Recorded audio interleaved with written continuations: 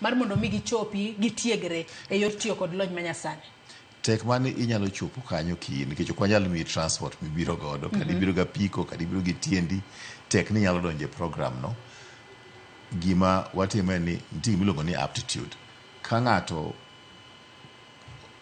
oonge gi aptitude monyalo somo godo kompyuta gichang'e ni kata ja klas 8 pod nyalo puonjre kompyuta ma understand ja form 1 ja form 2 ja form 3 no problem. To admission bro lore gi applicants mwayudo ebe wachako gi 36 computers mwan godo ni. Matine ni 36 computers go kao mana jopuonjre 35 kende. Yeah, this next thing. Okeneka ki train sami train ji maximum you'll train ngato computers on any given day and 4. So we want to do what do we call nyalo kata 3 shifts. Jomo chako tie computer. Actually, most of the business minyalo time computer itime gotieno. Okay, godiochieng not so much. Ibro timo gi gotieno. For example, kitimo some data entry for United States kata Europe. Sama enodiochieng koni enotieno kocha. Sama enotieno so sama jogo tiko tich teka gi oro ni data ni monegi itimre gi data analysis and so forth. Mani bro tiyo the whole night. Ukinyi tiyo negi. So and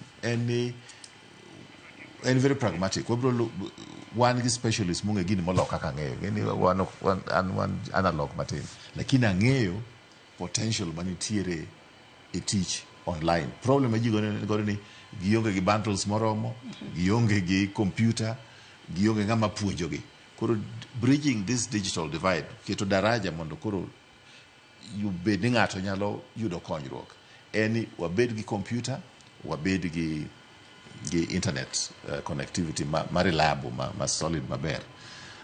And alamo nyasai bro konyo.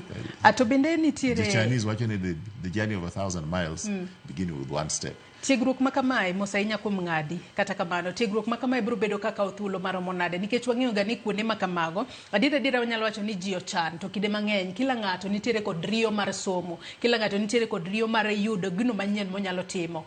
Kaluwore ni nyaka sani wacho ni untiere mana kod computers 35 kende kendo nitiere kaka ubedo kutime interfaces.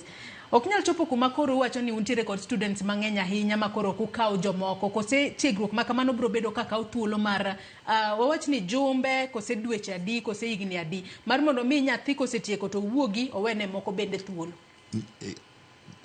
Actually, most of the programs we will run Google. Google, the international company, their Nairobi office. Gene mabiro konyo gi different programs mabiro timo kake inyalo earn pesa through the internet. I'm not a specialist. Say for example, give me lugo kaka ni cyber security. Ntijo munge ni cyber security kido kama ne give me timo mabiro konyi. Unigo kao 2 months, unigo kao 3 months, unigo kao 6 months. I don't know. Lakini gima duonge ni wamio these young people computer, get access to the internet, gijo mabiro punjo gi online bende. Okni punji duto kubibedo ni punji ni japunjo bet kanyo. No, you go online. Virtual. To joma punjo jorowere mabro bedo kachopo Ralingo ICT Empowerment Center. Chudo margi bo bed kichulo gi nadi. Ine mibo bedo kichulo gi kowuok fuko mari kose chudo margi bro bede yo machalo nikech wang'e ni kinde mang'eny ng'ato ok nyal yie ni seche moko timo tich to kochopo en man to onge gimoro moyudo kata modok go pacho. At the moment and with some staff who are paid quite a lot of money per month, lakini one of sustainable.